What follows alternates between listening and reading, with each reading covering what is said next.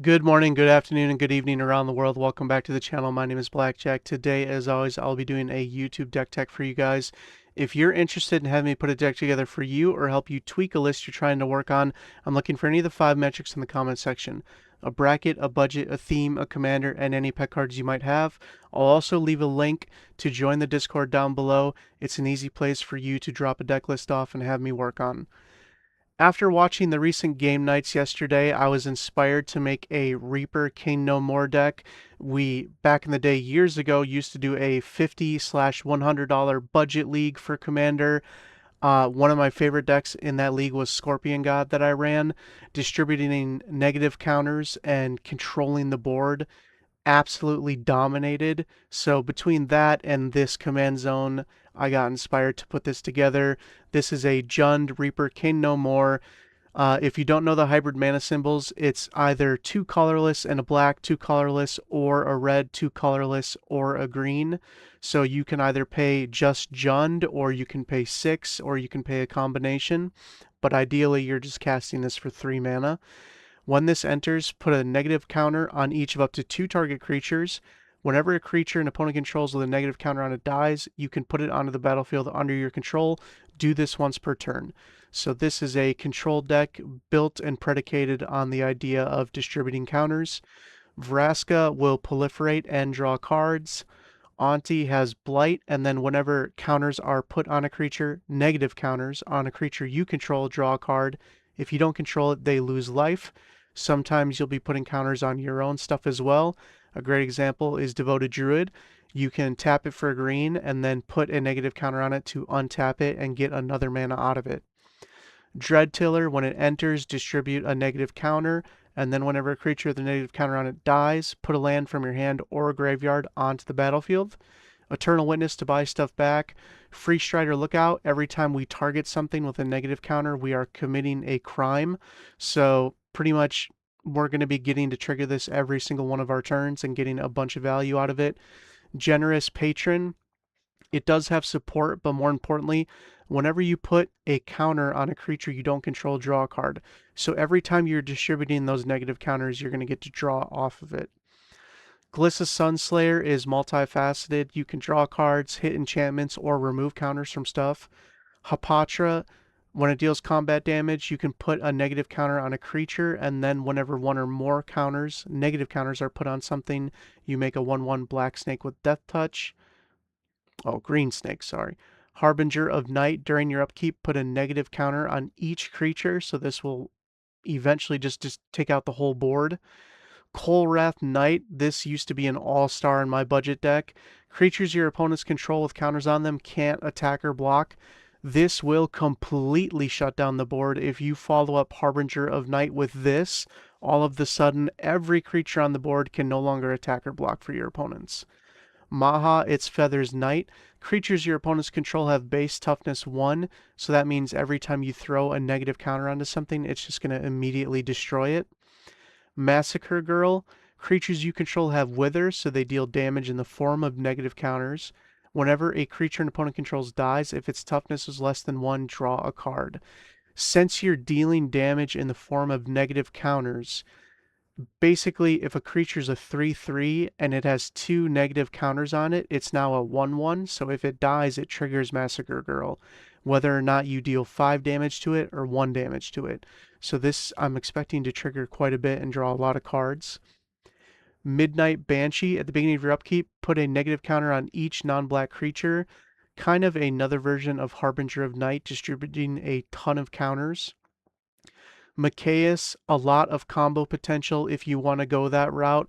If not, it just is good at having Undying. Um, it's just going to be a must remove threat from the board, so that way things like your commander get to stick around. Necroskitter has Wither, and then whenever a creature an opponent controls with a counter on it dies, you may return that creature to the battlefield under your control. So this is a different version of your commander, basically a second version of it. I would never play this out on the battlefield at the same time as the Reaper, but if the Reaper's died one too many times for you to cast, this is a great replacement. Sakura Tribelder. So people might be curious, why do I not play a bunch of 1 mana ramp creatures in order to get the Reaper out on turn 2? So I don't think it's important for the Reaper to come out onto the battlefield on turn 2 for a couple of reasons. One, this is a control deck, so you're not in a rush. You do want to get your pieces out early that kind of get your game plan churning.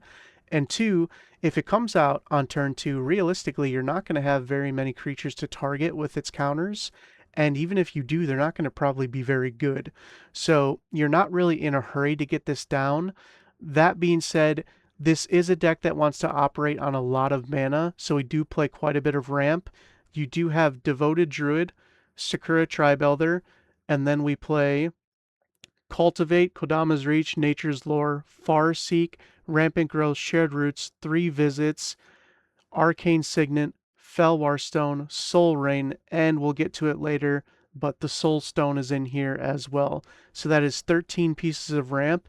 I know it sounds like a lot. I recently had a personal friend ask me, when do you actually cut off good ramp? When do you stop adding ramp to your deck?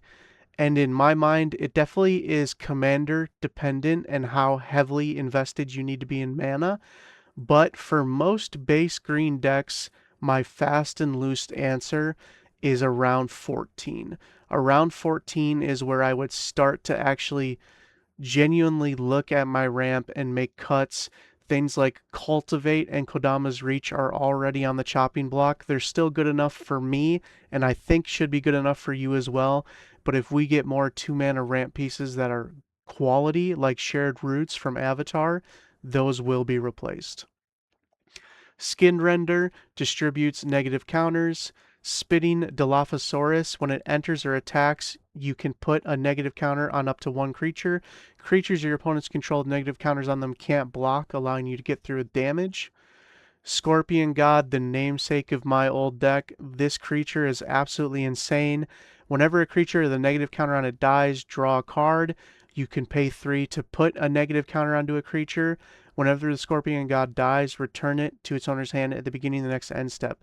This creature, though it may be 50 cents, is incredibly powerful, and I also recommend give it a try as a commander.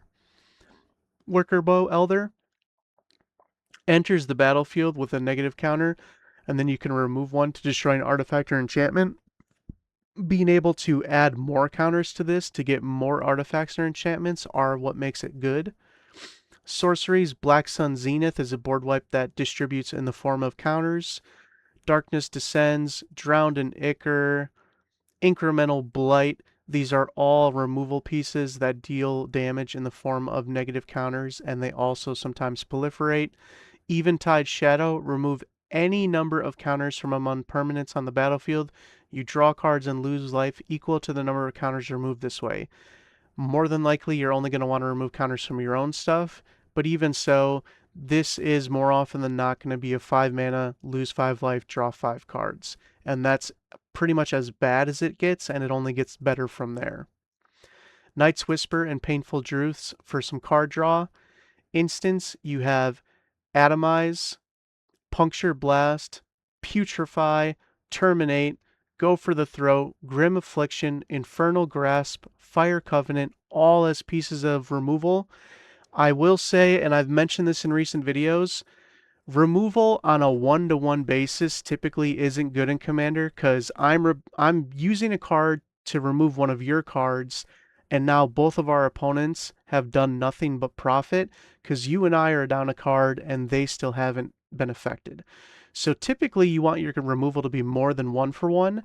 However, in certain decks like this, where the Reaper is actually bringing creatures back for you, this is no longer 1-for-1 removal. So if you've given a negative counter to something and then you go for the throat it, you actually get it onto the battlefield under your control.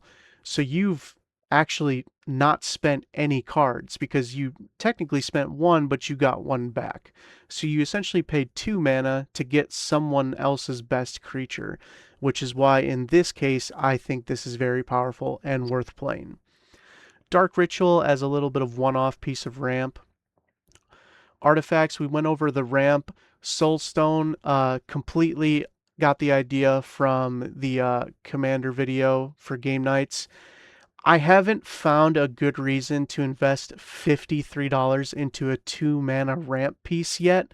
If I was going to, this would be a great deck for it. And if you already have one, throw it in. If you don't, do not invest the money. It is not worth it. Lightning Greaves and Swiftfoot Boots, we don't play a ton of creatures, but the ones we do play are very important to our game plan, so it's important to keep them safe. Enchantments all will be one. Whenever you put one or more counters on a permanent or player, this deals that much damage to target opponent, creature an opponent controls, or planeswalker an opponent controls. So this almost doubles on your removal and allows you to take more things out whenever you cast one of your negative counter spells.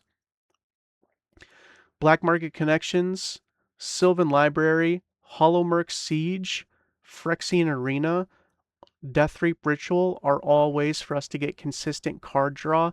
It's important to keep the party going in this deck. As long as we have cards in our hand, we should be able to maintain control of the battlefield. So the most important thing is guaranteeing we always have those cards.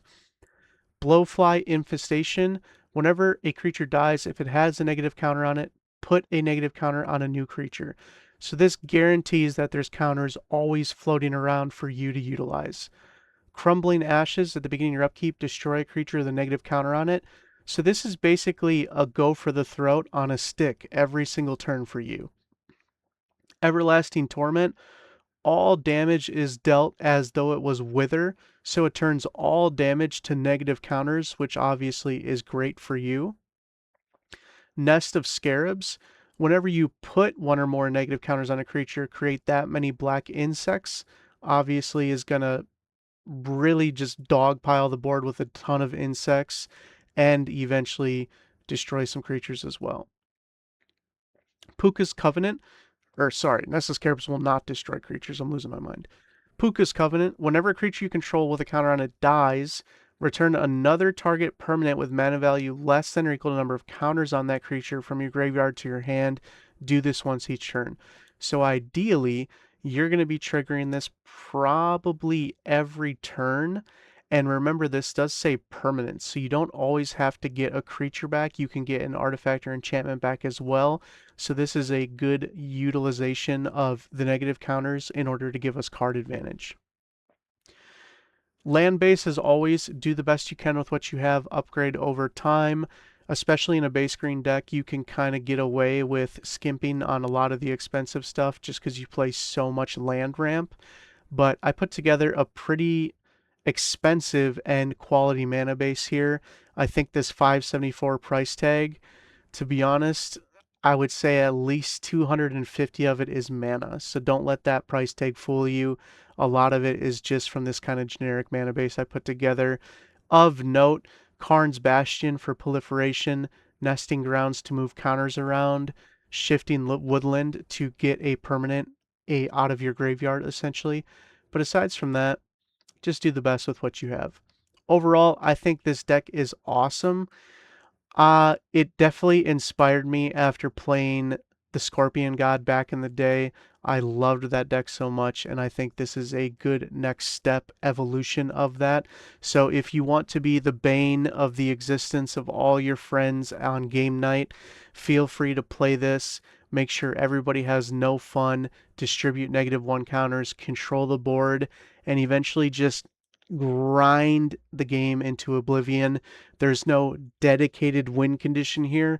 This is just a deck that is going to win over the course of a long time of agonizing torment for all of your friends. But you get to have a great time. So, thank you so much for watching, and as always, Godspeed.